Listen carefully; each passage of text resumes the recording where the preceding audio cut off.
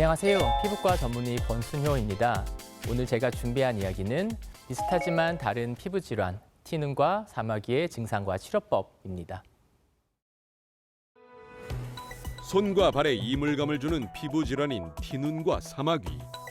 티눈과 사마귀는 증상은 비슷해 보이지만 발병 원인부터 다르다는데 지속적인 압력으로 발생되는 티눈과 달리 바이러스 감염으로 발생되는 사마귀는 보기에도 흉할 뿐 아니라 번식력이 강해 타인에게 쉽게 감염시킬 수 있다. 병변의 크기가 작을수록 치료가 쉽고 감염과 재발 위험률이 낮은 사마귀.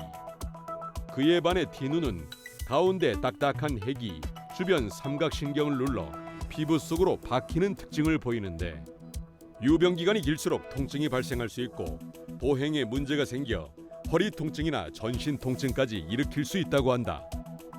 서로 비슷해 보이지만 다른 질병, 티눈과 사마귀의 증상과 치료법에 대해 자세히 알아보자. 몇 년 전에 화제가 됐던 사진이죠. 세계적인 발레리나 강수진 씨의 발인데요.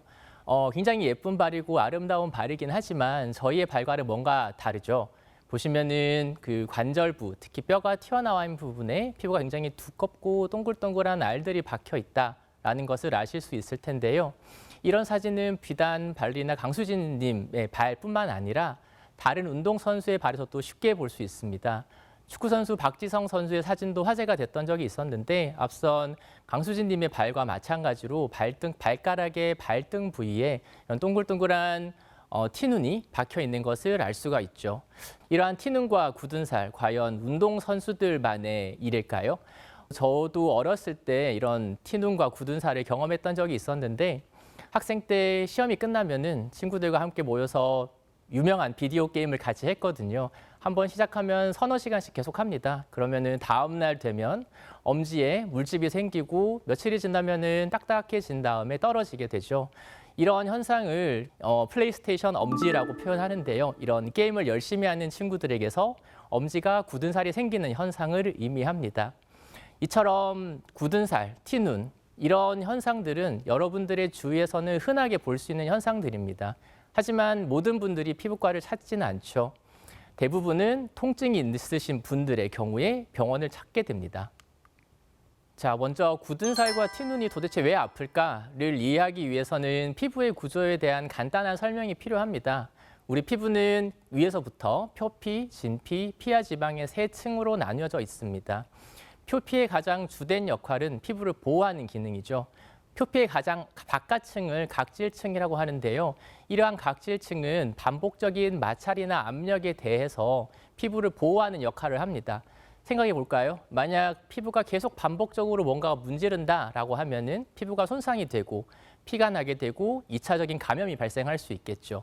그렇기 때문에 피부는 지속적으로 생기는 마찰, 압력에 대해서 이겨내기 위한 방법으로 각질층을 두껍게 만듭니다. 그 두껍게 만드는 현상을 우리는 굳은 살과 티눈이라고 표현하는 거죠.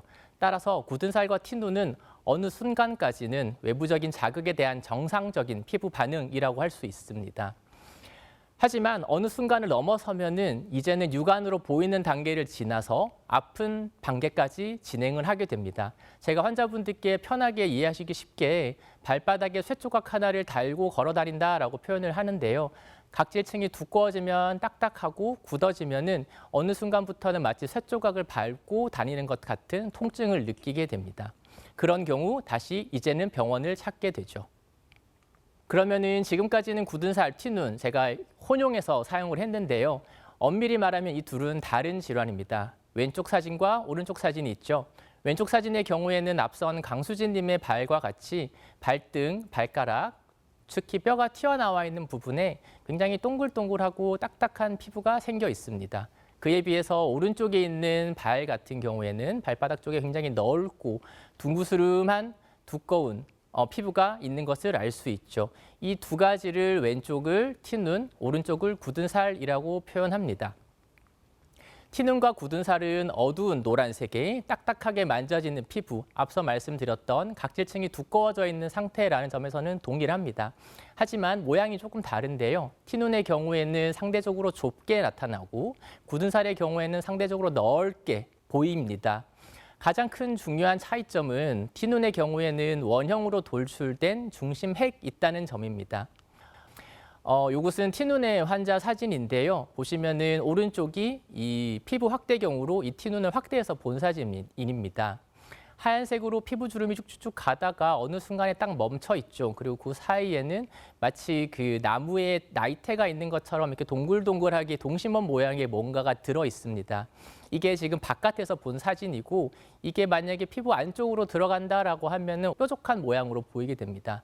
그러면은 이런 뾰족한 딱딱한 물체를 발에 끼고 걸어 다닌다라고 생각하면은 이 뾰족한 것이 점점 찌르겠죠. 이걸 찌르게 되면 통증이 발생하게 되는 것입니다. 그에 비해서 굳은 살은 이러한 중심핵이 없기 때문에 상대적으로 통증이 덜하거나 없습니다. 따라서 티눈과 굳은 살은 모양과 중심핵의 여부로 구분을 할 수 있습니다. 그러면은 굳은 살, 티눈 나도 있는데 과연 치료를 꼭 해야 되는 겁니까? 라고 물어보시는 분들이 많습니다. 우선은 환자분들이 올 경우에 첫 번째로 해야 될 것은 티눈이냐 굳은 살이냐를 먼저 구분하게 됩니다. 그리고 구분이 끝난 다음에는 이게 통증이 있는지 없는지를 꼭 여쭤보게 됩니다. 만약에 굳은 살이라고 판단이 됐는데 통증이 없다라고 하면은 저는 치료를 권하진 않습니다. 그 이유는 앞서 말씀드린 바와 동일합니다. 굳은 살이란 것은 반복적인 외부의 자극에 대해서 피부가 이겨내기 위한 일종의 방어 기전이기 때문에 그것을 반드시 없애줄 필요는 없다라는 게 제 생각이고, 또한 이것을 없앤다고 하더라도 또 한 번 또 계속적으로 자극이 간다는 전제 하에서는 거의 다 재발하게 됩니다. 제가 우스갯소리를 이렇게 말씀드립니다. 티눈이 굳은 살이 있어요. 이것을 없애고 싶은데 어떻게 하면 될까요? 아무것도 안 하고 평생 누워서 가만히 생활하면은 1, 2년이면 사라질 겁니다. 라고 말씀을 드립니다. 그만큼 굳은 살은 반복적인 자극이 중요하다는 거겠죠. 그에 반해서 티눈은 통증이 심한 경우가 많습니다. 그렇기 때문에 치료를 저는 권해드리는 편인데요. 통증 때문에 치료를 권해드리는 것도 있고, 두 번째는 이 계속 찌르는 것이 반복되게 되면은 그 부분이 염증이 발생할 수 있습니다. 염증이란 거는 더 진행을 하게 되면은 상처가 생길 수 있고 저희가 궤양이라고 표현을 합니다. 2차적으로 그 안으로 세균이 들어가서 세균 감염이 생길 수 있기 때문에 티눈이 있다라고 하면은 웬만하면은 치료를 권해드리는 편입니다. 그렇다면은 굳은 살과 티눈은 어떻게 치료를 할까요? 둘의 기본적인 치료 방법은 동일합니다. 우선은 각질층이 두껍기 때문에 이 두꺼운 것을 얇게 만드는 치료를 해야겠죠. 그리고 외부적인 자극이 중요하다고 했으니까 이러한 자극을 최대한 덜 받을 수 있도록 하는 치료들이 필요합니다. 각질층을 얇게 만드는 치료는 쉽게 말해서 깎아내는 겁니다. 칼로 깎아낼 수도 있고 손톱깎이로 깎아낼 수도 있고요. 다만 깎아내는 과정 중에 피가 나거나 균이 들어가지 않도록 조심해 주실 필요는 분명히 있습니다.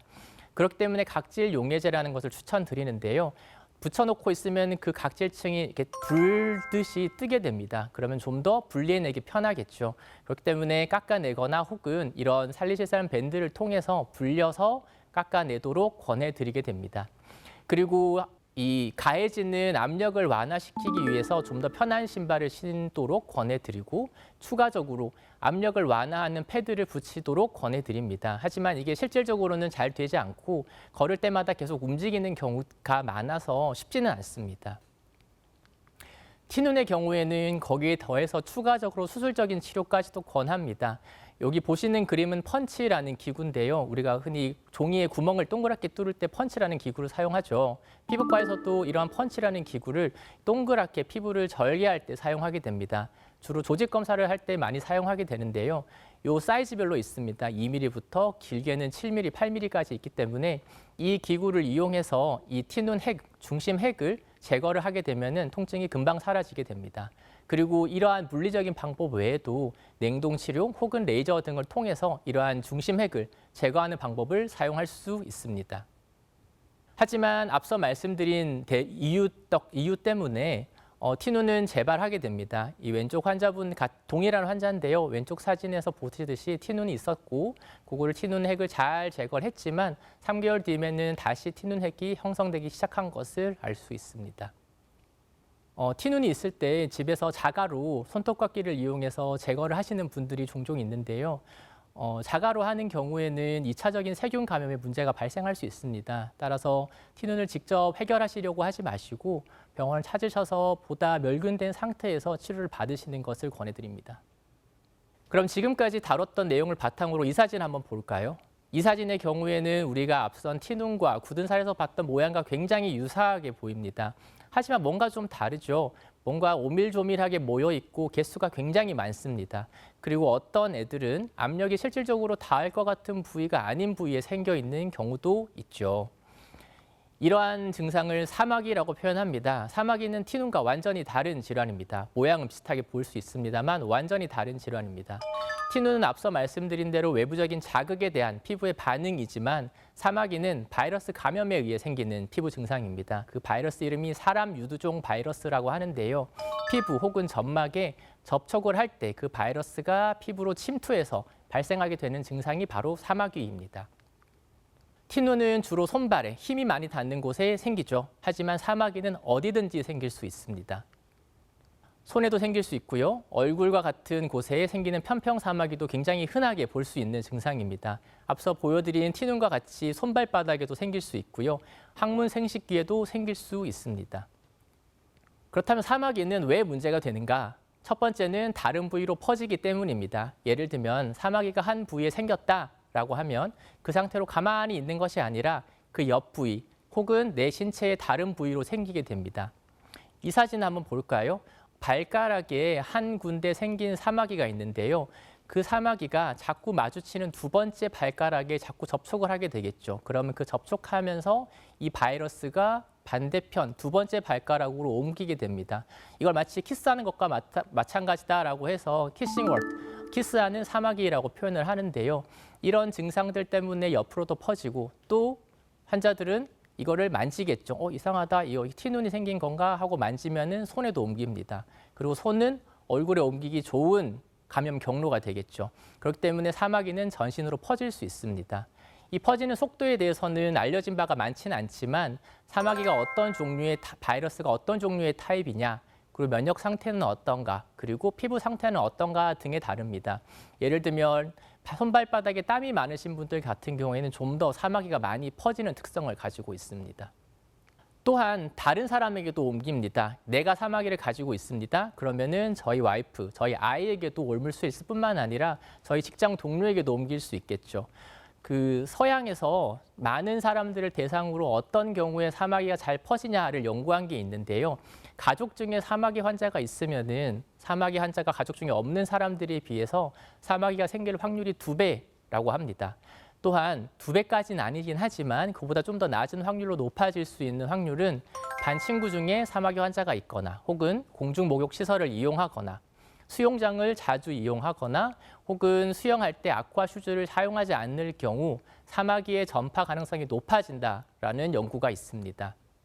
따라서 사마귀는 내 몸의 다른 부위로 퍼지고 다른 사람에게도 옮길 수 있기 때문에 반드시 치료가 필요한 질환이 되겠습니다. 내 발에 생긴 이런 모양의 티눈인지 사마귀인지 굉장히 헷갈린다라고 하는 경우에 어떻게 판단을 할 수 있을까요? 우선은 여러 개가 모여 있다. 그러면 좀 더 사마귀일 확률이 높습니다. 그리고 체중에 실리는 부위와 상관없이 생겨 있다. 그러면 좀 더 사마귀일 확률이 높고요. 결정적으로는 저희는 이렇게 감별을 합니다. 이 사마귀에 두텁게 있는 각질을 살짝 깎아냅니다. 그러면 그 밑에 피가 나거나 혹은 빨간 점들이 보이는데요. 그런 경우에는 사마귀라고 판단을 하게 됩니다. 그 이유는 그 사마귀 밑에는 이 사마귀를 먹여 살리는 혈관이 있기 때문에 저희가 그 혈관의 존재를 확인함으로써 사마귀라고 진단을 하게 되는 것입니다. 이름 들어보신 분들 굉장히 많을 겁니다. 냉동 치료, 레이저 치료, 면역 치료, 굉장히 많은 치료 방법들이 있는데 과연 어떤 것을 하는 게 가장 좋은 치료인가요? 이런 질문들을 굉장히 많이 하십니다. 결론부터 말씀드리면은 고만고만합니다. 대부분의 사마귀 치료법은 완치율이 60에서 70%, 그러니까 80%를 넘기지 않습니다. 한 4명 중에 3명 정도가 치료되는 정도의 완치율을 가지고 있고요. 치료가 된다고 하더라도 그중에 4분의 1 혹은 절반 정도는 시간이 지나면서 재발하는 경우들이 많습니다. 이것은 어떤 치료든 마찬가지입니다. 그렇기 때문에 어떤 사마귀 치료 방법이 가장 좋다라는 것은 없습니다. 다만 가장 적절한 치료 방법이라는 것은 분명히 있을 수 있겠죠. 사마귀 치료는 크게 2가지로 나뉩니다. 첫 번째는 직접적으로 사마귀를 파괴하는 방법이고요. 두 번째는 체내의 면역 반응을 유도하는 방법입니다. 직접적으로 사마귀를 파괴하는 치료는 냉동 치료, 레이저, 전기 소작술, 블레오마이신 주사, 베루말, 연고, 레티노이드라는 약물, 수술적 절제가 있고요. 체내 면역 반응을 유도하는 치료 방법으로는 DPCP 면역요법, MMR 백신의 국소 주사, 그리고 알다라 크림이라는 방법들이 있습니다. 이 중에서도 제가 주로 많이 하는 치료는 냉동 치료나 블레오마이신 주사, DPCP를 이용한 면역요법, 그리고 MMR 백신을 이용한 국소 주사가 있는데요. 이러한 치료법들이 어떤 장단점을 가지고 있는지 한번 살펴보도록 하겠습니다. 우선 냉동 치료입니다. 여러분들이 사마귀 치료라고 하면은 마치 대명사처럼 알고 계실 법한 냉동 치료라는 건데요. 마이너스 196도의 굉장히 차가운 액체 질소를 사마귀에다가 분사하게 됩니다. 그럼 그 분사한 부분은 얼게 되겠죠. 좀 있으면은 녹게 됩니다. 이런 냉동과 해동 과정을 거치게 되면서 그 사마귀를 포함한 조직들이 파괴되게 됩니다. 한 번으로 치료를 끝나진 않고요. 2주나 4주 간격으로 반복 치료를 하게 되고 치료할 때는 그 주변의 정상 피부까지도 어느 정도 포함해서 치료가 되게 됩니다. 시술을 하게 되면은 집에 갔을 때는 별다른 반응이 없습니다. 하지만 약 1, 2주가 지나게 되면 그 부위에 살짝 딱지가 생기게 되고요. 그 딱지는 한 달, 짧게는 2주, 길면은 한 달 뒤에 자연스럽게 탈락하게 됩니다. 그리고 치료가 좀 강하게 되는 경우에는 그 부위가 물집이 생길 수도 있는데요. 그 물집이 생기는 경우에도 불편하지 않으시면 그냥 두라고 말씀을 드립니다. 만약에 내가 걷거나 생활하는데 너무 불편하다라고 하면은 균이 들어가지 않도록 깨끗하게 물집을 터뜨리고 항생제 연고를 도포하라라고 말씀을 드리게 됩니다. 냉동 치료가 선호되는 이유 중에 하나는 시술 후에 별다른 조치가 필요 없다는 것입니다. 즉, 물집이 생기는 경우를 제외하고는 소독이나 연고를 바르거나 반창고를 붙이거나 할 필요가 없습니다. 가장 큰 단점은 통증입니다. 냉동 치료를 할 때도 아프지만 냉동 치료를 하고 난 다음에 짧으면 2, 3일, 길면 1주 정도 통증이 발생하게 됩니다. 또한 냉동 치료를 하기 전에는 두터운 각질을 깎아내게 되는데요. 그 과정 중에 출혈이 발생할 수 있습니다. 치료한 부위는 사진과 마찬가지로 하얗게 보이거나 혹은 그 주변이 까맣게 보이는 이런 색소 침착의 흉터가 남을 수 있고요. 손발톱 주위의 사마귀를 치료했을 경우에는 손발톱이 손상되어 새로 나오는 손발톱이 조금 이상하게 나타나는 경우들도 있습니다. 두 번째는 블레오마이신 주사입니다. 그 대표적인 항암제 중에 하나인데요. 이 항암제를 사마귀가 있는 부위에 주사함으로써 이 사마귀가 증식하는 것을 억제해서 치료하는 주사 방법입니다. 대개는 한두 군데, 많아야 세 군데를 넘지 않는 치료가 잘 되지 않는 두꺼운 사마귀의 치료 방법에 많이 사용하게 됩니다. 가장 큰 단점은 주사 시에 굉장히 아프다는 겁니다. 이 약제 자체가 피부에 들어갈 때 통증을 유발하기 때문에 굉장히 아픈데요. 앞서 냉동 치료도 아프다고 말씀드렸는데 도대체 뭐가 더 아프냐? 대부분 여쭤보면은 냉동 치료보다 이 블레오마이신 주사가 한 10배 정도 더 아프다라는 게 많은 분들이 해주시는 말씀입니다. 시술하고 나면은 2, 3일 정도 뒤에 이런 까만 딱지가 발생하게 됩니다. 많은 분들이 이 타이밍에 이 주사를 항암제를 맞고 내 피부가 괴사된 것이 아니냐라는 질문을 많이 하시고 병원을 찾으시는데요. 정상적인 반응이고 이렇게 생긴 까만 딱지가 떨어지면서 사마귀가 깨끗하게 제거가 되는 과정입니다. 블레오마이신 주사의 경우에는 손발 끝이나 손발톱 주위는 주로 피하는 편입니다. 손발끝의 경우에는 그 부분에 가는 피를 적게 만들어서 괴사가 발생하는 경우가 생길 수 있고요. 손발톱 주위의 경우에는 손발톱의 변형을 유도할 수 있기 때문에 주로 피하는 편입니다. 세 번째는 DPCP 면역요법이고 지금부터는 체내 면역 반응을 유도하는 치료 방법입니다. 크게 치료 방법은 두 가지 단계로 나뉩니다. 첫 번째는 감작, 두 번째는 치료입니다. 감작이라고 하는 거는 이 DPCP라는 약물을 바를 경우에 내가 이 약물을 대해서 공격을 해라 라고 가르쳐주는 학습하는 단계라고 생각하시면 되겠습니다. 주로 팔 안쪽에 바르게 되고요. 팔 안쪽에 바르고 나면은 며칠 뒤에 굉장히 빨개지거나 가렵거나 물집이 생기게 됩니다. 그러면은 이러한 신호를 가지고 이제 내 몸은 이 DPCP라는 약물에 대해서 반응할 수 있는 학습을 거쳤구나라고 판단하게 되죠. 그러면은 그 이후로부터는 사마귀가 있는 부위에 이 약물을 바르게 됩니다. 우리가 약물을 바르게 되면 그 부분이 굉장히 가렵고 빨개지고 심하면 물집이 발생할 수 있게 되는데요. 이 과정 중에 사마귀가 감염된 조직들이 파괴돼서 떨어져 나가는 이런 치료 방법을 DPCP 면역요법이라고 하게 됩니다. 대개는 약물을 바를 때는 굉장히 낮은 농도에서부터 천천히 올라가고 올라가는 중에 1주 간격으로 계속 바르게 됩니다. 가려움이 한 2, 3일 정도 유지되는 농도에서 지속적으로 반복적으로 도포를 하게 됩니다. 이러한 DPCP 면역요법의 가장 큰 장점이라고 하면은 통증이 없다는 것입니다. 약물을 바르는 것이기 때문에 이 치술 과정 중에 통증이 없습니다. 그렇기 때문에 굉장히 어린 아이들한테 많이 시술을 하는 방법 중에 하나입니다. 하지만 단점이 있습니다. 면역 반응의 강도를 예측할 수 없습니다. 약물을 발랐을 때 반응이 아무런 반응도 없는 경우들도 있고 심한 경우라면은 그 부분이 굉장히 가려울 수 있다고 했죠. 하지만 그 부위를 넘어서서 전신적인 가려움이나 두드러기가 발생하는 경우들도 덜어 있습니다. 따라서 굉장히 낮은 농도부터 천천히 올라가긴 하지만 어느 순간에는 이러한 부작용이 생길 수 있는 것을 피할 수가 없습니다. 또한 병원을 자주 내원해서 약물을 발라야 한다는 단점이 있고요. 앞서 말씀드렸던 감작 부위가 새까맣게 변한다던가 하는 흉터나 색소 침착이 발생할 수 있다는 점도 단점 중에 하나가 되겠습니다. 다음은 MMR 백신을 이용한 국소 주사입니다.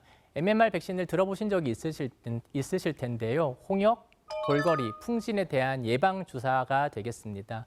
우리나라에서는 어렸을 때 모두 다 의무적으로 접종하도록 되어 있는 백신입니다. 이러한 백신을 사마귀가 있는 부위에 2주나 4주 간격으로 주사를 투여하게 됩니다. 우리가 흔히 백신을 맞고 나면 그 부위가 다 빨개지거나 아파지거나 욱신욱신한 경험을 해보신 적 있으실 겁니다. 그러한 면역 반응을 사마귀에다가 주사를 함으로써 일으키는 것을 의미합니다. 단점은 주사를 맞아야 되기 때문에 당연히 아프겠죠. 하지만 장점이라고 하면은 시술 후에 별다른 불편감이 없습니다. 앞서 냉동 치료가 며칠 동안 아팠다는 것과는 비교가 됩니다. 그리고 주사를 여러 개의 사마귀가 있을 때 한 군데의 주사를 맞았을 경우에 다른 부위에 있는 사마귀도 치료가 되는 효과를 노릴 수 있습니다. 또한 치료 후에 흉터도 굉장히 적습니다. 따라서 MMR 백신 국소 주사를 최근에는 많이 사용하고 있는 편입니다. 하지만 앞서 말씀드린 대로 이 대부분의 사마귀 치료법은 뭐가 더 좋다, 뭐가 더 나쁘다라고 하는 게 없습니다. 따라서 사마귀 치료 방법을 고를 때는 이 사마귀가 어디에 있는지, 얼마나 큰지, 얼마나 개수가 많은지, 이 환자분의 나이는 어떤지, 성별은 어떤지, 면역 상태는 어떤지들을 다양하게 종합을 해서 이 환자분께 어떤 치료 방법이 가장 좋을지를 판단하여 추천을 하게 됩니다. 사마귀 치료에 나오면은 율무가 굉장히 많이 나옵니다. 율무팩을 편평 사마귀 치료에 사용했다, 완치되었습니다라는 이런 후기 글들을 굉장히 많이 볼 수 있는데요. 전통 의학에서 율무를 사마귀 치료에 사용했다는 기록은 분명히 있습니다. 그리고 심지어 이웃나라 일본에서는 먹는 율무 추출물이 이런 사마귀 치료에 승인이 되어 있습니다. 하지만 아직까지 일본을 제외한 다른 국가에서는 이러한 율무 추출물이 사마귀 치료에 사용되고 있지는 않고요. 그것을 입증할 수 있는 연구 역시 턱없이 부족한 상황입니다. 따라서 현재 여러분들이 민간요법이라고 많이 사용하고 계실 수도 있는 율무 가루나 율무팩, 율무 패치 등은 사마귀 치료에는 근거가 부족하다라고 할 수 있습니다. 마지막은 물사마귀입니다. 이름은 비슷하지만 사마귀와는 전혀 다른 종류의 바이러스고요. 주로 어린아이들한테 많이 발생하게 됩니다.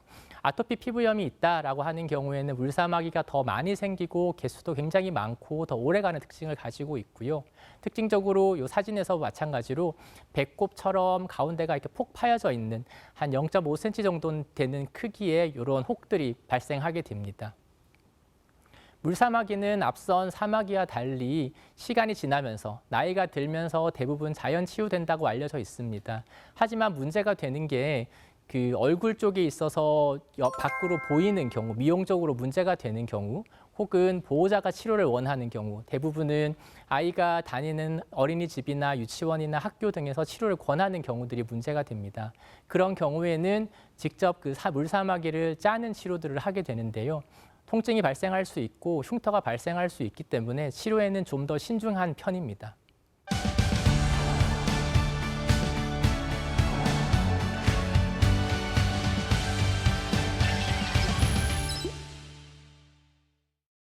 시청자분들께서 티눈과 사마귀에 대한 궁금증을 저에게 보내주셨는데요. 함께 확인해 볼까요? 약국에서 티눈 제거제를 구입해 발바닥에 있는 티눈을 제거했더니 피부가 0.3cm 정도 파였습니다. 어떤 관리가 필요할까요? 이분의 경우에는 티눈을 잘 제거하신 것으로 보입니다. 다시 말해 중심핵을 잘 제거하신 것으로 보입니다. 하지만 이분이 멸균 상태에서 티눈을 제거하신 것이 아니기 때문에 2차적인 세균 감염 혹은 재발의 가능성을 염두에 두고 관찰하실 필요는 있습니다. 만약 2차적인 세균 감염의 증상, 즉 통증이 있거나 붓거나 한 증상이 있다면 그때는 병원을 내원하시는 것을 권해드립니다. 편평사마귀 치료를 위해 레이저 치료를 알아보고 있는데 병원마다 사용하는 레이저가 달라서 고민입니다. CO2 레이저, 오빔야그 레이저, 둘의 차이는 뭔가요? 두 레이저 모두 목표한 피부 조직에 열을 가해서 파괴하는 레이저이기 때문에 둘 다 편평사마귀의 치료에 사용할 수 있습니다. 사실 이 둘 자체의 효과에 대해서 비교한 연구는 없습니다. 하지만 이론적으로 효과는 거의 비슷하지 않을까라고 생각합니다. 아버지가 당뇨를 앓고 계신데 최근 등산을 자주 다니다 보니 티눈이 생겼다고 합니다. 어떻게 관리해야 할까요? 당뇨가 있으신 분들한테 다 발 관리는 굉장히 중요합니다. 한번 상처가 생기고 문제가 생기면은 이것이 낫지 않고 지속적으로 문제를 일으키는 경우들이 많기 때문에 당뇨발 관리에 대해서 지속적인 관심을 가지고 지켜보셔야 되는 분인데, 하지만 등산을 다니시면서 티눈이 생겼다는 것은 그 초기 증상을 아마 간과하셨을 겁니다. 대부분은 티눈이 생기기 전에 붉어지거나 따갑거나 아프거나 붓거나 하는 증상들이 있으실 텐데 그것을 놓치면서 티눈까지 진행한 것으로 보입니다. 우선적으로는 이미 생긴 티눈에 대해서는 병원을 방문하여 치료가 필요하겠고요. 추후에는 이러한 티눈이 발생하기 전 증상들이 있을 때 어떻게 하는지에 대한 관리 방법을 조금 더 교육을 받으시고 지속적으로 관리해 나가시는 과정이 필요하겠습니다. 사마귀와 티눈을 예방할 수 있는 방법은 무엇일까요? 티눈의 경우에는 압력을 줄여주는 방법이 필요한데요. 앞서 소개드린 바와 같이 교정 신발이나 압력 분산 패드 등을 사용해 볼 수 있겠습니다. 두 번째로 사마귀의 경우에는 사마귀 환자와의 접촉 혹은 사마귀의 감염 경로와의 접촉을 피하는 것이 중요합니다. 저희 집 앞에 공원이 하나 있는데요. 그 공원에 이제 연세 드신 분들이 맨발로 줄 서서 걸어 다니시는 모습을 본 적이 있습니다. 아마 몇 해 전부터 유행했던 맨발로 걷기를 실천하고 계시는 것 같은데, 이러한 맨발로 걷는 행동들을 통해서 이 토양에 있는 사마귀 바이러스가 피부로 옮을 수 있습니다. 때문에 이런 방법은 추천드리지 않고요. 혹시라도 수영장이나 해변에 가실 때는 꼭 아쿠아 슈즈를 신으시기를 권해드립니다. 이곳에서 옮아서 오시는 분들이 굉장히 많습니다. 개인적으로 사마귀를 티눈으로 오인하시거나 율무 등의 민간요법으로 키워서 병원으로 오시는 분을 볼 때마다 안타깝다는 마음이 듭니다. 치료를 일찍 받을수록 치료 효과도 높고 치료 기간도 짧아진다는 점을 꼭 기억하셨으면 좋겠습니다. 오늘 이 방송이 여러분들이 건강하고 행복한 삶을 살아가는 데 도움이 되길 바랍니다. 감사합니다.